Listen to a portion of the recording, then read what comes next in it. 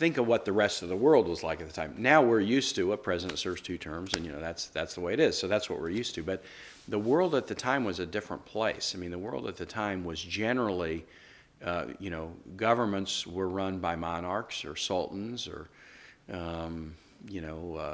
some form of a religiously anointed leader that would be there for a very long time, for life, unless somebody knocked him off. And that was the way the world was. And so the framers of the Constitution set this up very differently, really tried to alter the course of kind of human history about what a government was.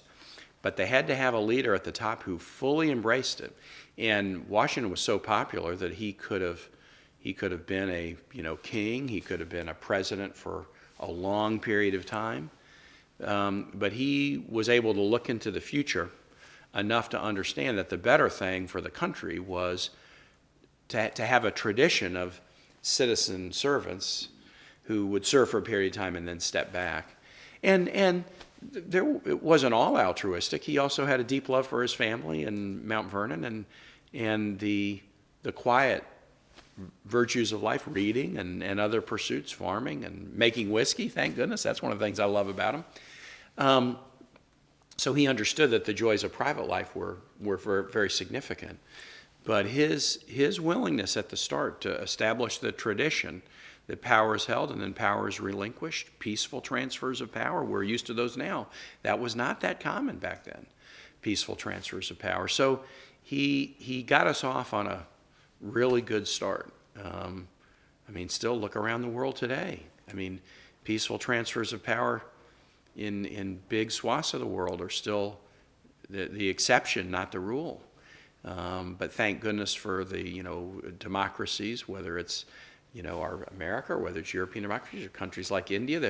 The example that Washington set about peaceful transfers of power, even to different political parties, is an idea that's so powerful that it is, it's not universal, but it is spread since his time.